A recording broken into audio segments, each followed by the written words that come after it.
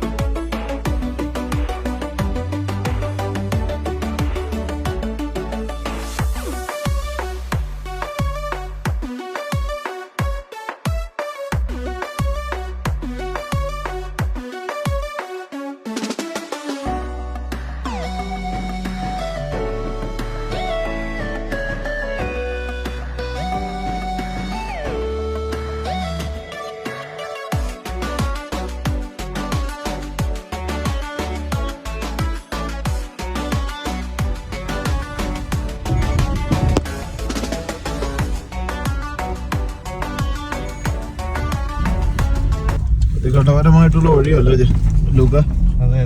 ചെറുതായി വരുന്നതാണോ ചെറുതായി പോകുന്നതാണോ എന്ന് അറിയത്തില്ല.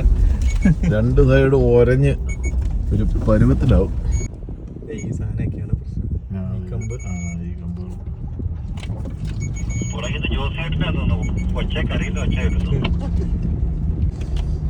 ഒരു രക്ഷയില്ലാത്ത വഴി കേട്ടോ ഇത്. നമ്മൾ വഴി ഉണ്ടാക്കി പോവുകയാണ്. ട്രാക്ക് എന്നൊക്കെ പറഞ്ഞു കഴിഞ്ഞാൽ ഈ മരങ്ങൾ ഇങ്ങനെ അടുത്ത് ഇങ്ങനെ നിൽക്കുന്നതുകൊണ്ടുണ്ടല്ലോ നമ്മുടെ വണ്ടിയുടെ സൈഡെല്ലാം ഒരഞ്ഞ് ഒരു പരുവത്തിലാവും. അപ്പോൾ ഇതാണ് നമ്മുടെ ബ്ലൂ റാഗ് ട്രാക്കിൻ്റെ കണ്ടിന്യൂവേഷനാണ് ഇതോടെ. നമ്മൾ ഇന്ന് വരെ ബ്ലൂ റാഗ് വരെ വന്നിട്ടുള്ളായിരുന്നു. ആദ്യമായിട്ടാണ് നമ്മൾ ഇത് കഴിഞ്ഞ് ഇപ്പുറത്തേക്ക് താഴേക്ക് പോരുന്നത്. അപ്പോൾ ഇവിടെ ഈ ട്രാക്കിൻ്റെ ഒരു കണ്ടീഷൻ എന്ന് പറഞ്ഞാൽ ഇതാണ്. ഇനിയിപ്പോൾ ഇത് മുഴുവൻ നമുക്ക് തിരിച്ച് കയറുകയും ചെയ്യണം. അതാണ്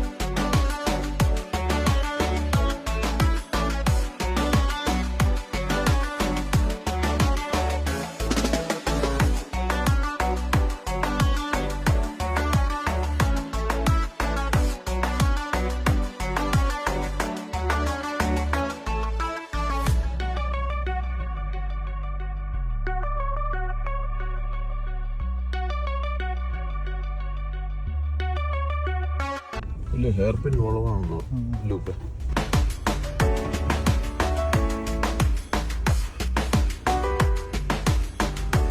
ഒരു രക്ഷയില്ലാത്ത ട്രാക്കാണ്. ഞങ്ങൾ ഇവിടെ ഒരു റിവറുണ്ട്. ആ റിവറിൻ്റെ അവിടം വരെ ഉള്ളൂ ഈ ട്രാക്കുള്ളൂ. അവിടുന്ന് തിരിച്ച് ഈ കയറ്റം മുഴുവൻ കയറി ഇന്ന് ഡാർഗോയിൽ തിരിച്ച് ചെല്ലണം. അപ്പം വണ്ടിയായിട്ട് ബ്ലൂ റാഗ് വരുന്നവർ ഇങ്ങോട്ട് വരണമെന്നുണ്ടെങ്കിൽ ഒന്ന് ചിന്തിച്ചിട്ടേ വരാവുള്ളൂ. അത്യാവശ്യം ദുർഘടം എന്നൊക്കെ പറഞ്ഞു കഴിഞ്ഞാൽ ഭയങ്കര ദുർഘടമായിട്ടുള്ള പാതയാണ്. രണ്ട് സൈഡിലും മരത്തിൻ്റെ കമ്പുകൾ, അപ്പോൾ വണ്ടിയൊക്കെ പോരാനുള്ള ചാൻസുകൾ ഒത്തിരി ഉണ്ട്. അപ്പോൾ അതൊക്കെ മനസ്സിലാക്കി തിരിച്ചു പോരുക. അപ്പോൾ താഴെ ഒരു റിവറുണ്ട്, ആ റിവറിൻ്റെ അവിടെ ചെന്നിട്ട് തിരിച്ചു പോരുക എന്നുള്ളതാണ്. ഇതുവരെ 3-4 പ്രാവശ്യം ബ്ലൂ റാഗ് കയറിയിട്ടുണ്ടെങ്കിലും നമ്മൾ ആ ടോപ്പിൽ വന്നിട്ട് തിരിച്ചു പോവുകയാണ് ചെയ്തിട്ടുള്ളത്. ഇത് ആദ്യമായിട്ടാണ് നമ്മൾ ഇത്രയും താഴേക്ക് ഇറങ്ങി വരുന്നത്. ഒരു രക്ഷയില്ലാത്ത ട്രാക്കാണ്. എനിക്ക് ഗൈസ് അങ്ങനെ വെള്ളം കണ്ടു കേട്ടോ. അങ്ങോട്ട് നോക്കി, റിവർ ഒഴുകുന്നത് കണ്ടോ? അവിടെ റിവറാണ്. അപ്പോൾ അങ്ങനെ നമ്മുടെ വെള്ളം കണ്ടു. ഇവിടെ നമ്മൾ വരുവാണെന്നുണ്ടെങ്കിൽ ക്യാമ്പ് ചെയ്യാനുള്ള ഫെസിലിറ്റി ഒക്കെ ഉണ്ട്. ഫെസിലിറ്റി എന്ന് പറഞ്ഞാൽ വേറെ ഒന്നുമില്ല, ഇവിടെ ഇങ്ങനെ ഒരു ചെറിയ നിരപ്പായിട്ടുള്ള ഒരു സ്ഥലമുണ്ട്. അപ്പോൾ ഇതാണ് നമ്മുടെ ബ്ലൂ റാഗ് ട്രാക്കിൻ്റെ എൻഡ്. അങ്ങനെ നമ്മൾ ബ്ലൂ റാഗ് ട്രാക്കിന്റെ അവസാനം വന്നു അല്ലേ? നമ്മൾ വെള്ളം കണ്ടു. ആ, അതാണ് നമുക്ക് വേണ്ടത്. അയ്യോ, ഒരു രക്ഷയില്ലാത്ത ട്രാക്കായിരുന്നു. അയ്യോ കരുതേ, ഇതാണ് ഇതാണോ വലിയ ഭയങ്കര. അതെ, ഇതാണ് ഈ ട്രാക്കിന്റെ അവസാനം.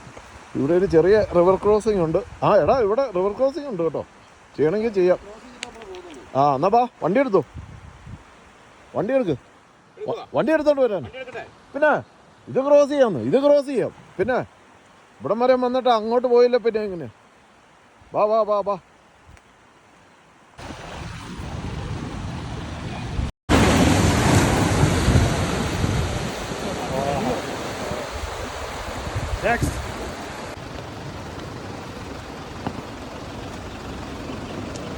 തകർക്കുക.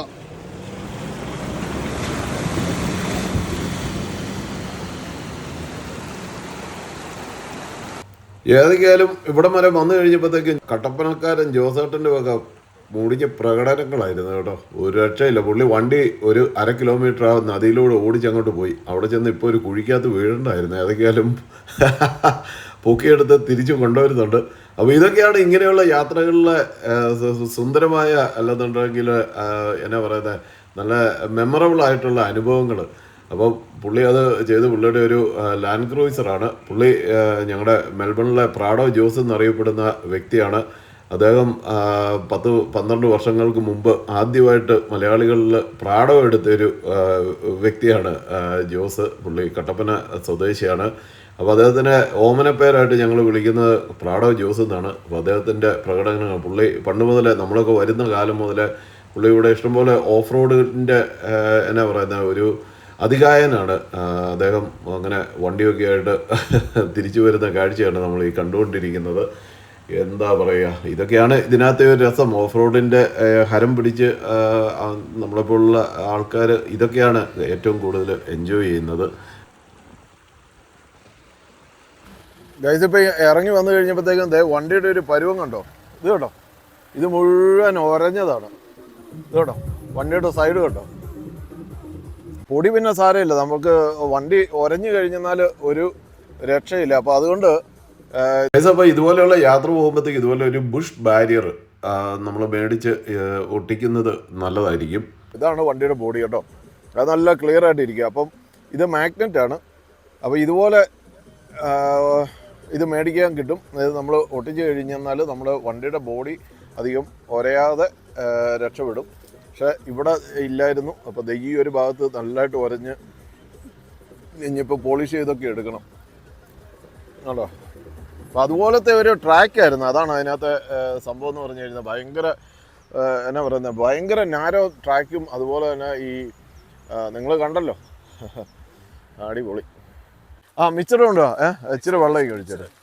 മിക്സറും കൂട്ടി ഒരു പെഗടിച്ചില്ലെങ്കിൽ പിന്നെ എന്താ ഒരു സന്തോഷമുള്ളത്? ഇവിടം വരെ താഴെ വരെ ഇറങ്ങി വന്നിട്ട് സന്തോഷത്തിൽ ഡ്രൈവറായിട്ടുള്ളവർ ഓരോ പെഗ് കൂടുതൽ കഴിക്കാൻ പാടില്ല, അതാണ് അലൗഡ് ആയിട്ടുള്ളത്. ഈ കാട്ടിലൊക്കെ റേഞ്ചർമാരുണ്ട്, അവർ വന്ന് നമ്മളെ ഊതിക്കാനുള്ള ചാൻസസും ഉണ്ട്. അത് കാരണം സൂക്ഷിക്കുക.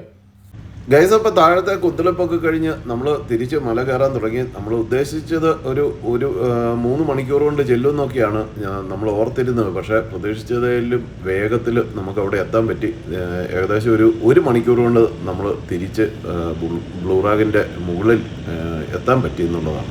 ബ്ലൂ റാഗ് ട്രാക്കിൻ്റെ ഏറ്റവും അവസാനം വരെ പോയിട്ട് തിരിച്ചു വരുന്ന രംഗങ്ങളാണ്. ഏകദേശം 1 മണിക്കൂർ എടുത്ത് ആ താഴെ നിന്ന് ഇവിടം വരെ കയറി വരാനായിട്ട്. ഇവിടെ നിന്നുള്ള മനോഹരമായിട്ടുള്ള ദൃശ്യം കണ്ടോ? ഇത് കണ്ടോ, എന്താ ബ്യൂട്ടി നോക്കി. ഇത് കേട്ടോ, പൊളിയല്ലേ, പൊളി.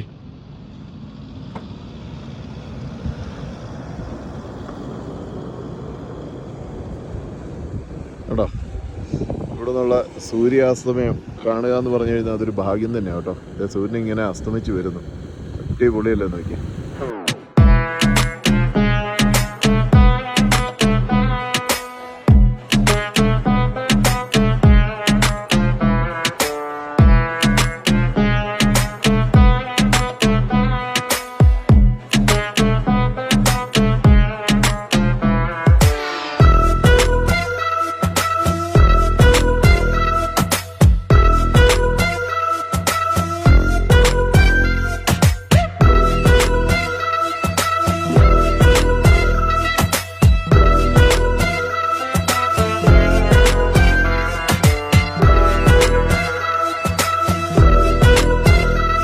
ഗൈസ്, ഇനിയുള്ള യാത്ര രാത്രിക്കായിരുന്നു. ഒരു രക്ഷയില്ല കേട്ടോ. നമ്മുടെ ലൈറ്റ് ഏതൊക്കെയാലും അടിപൊളിയായിരുന്നു കൊണ്ട് അത്രയ്ക്ക് പ്രശ്നം വന്നില്ല.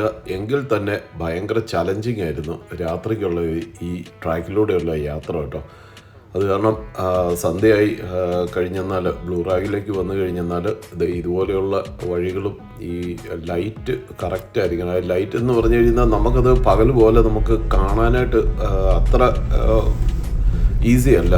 അപ്പോൾ അതുകൊണ്ട് രാത്രി ആയിക്കഴിഞ്ഞെന്നാൽ കുറച്ച് ചലഞ്ചിങ് ആണ് ഇതിലുള്ള യാത്രയൊക്കെ കേട്ടോ.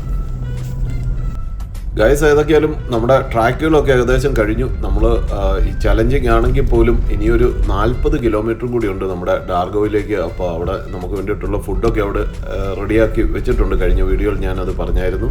അപ്പോൾ അടുത്ത ഒരു വീഡിയോയിൽ കാണുന്നതോടെ വരെ എല്ലാവർക്കും നന്ദി, നമസ്കാരം.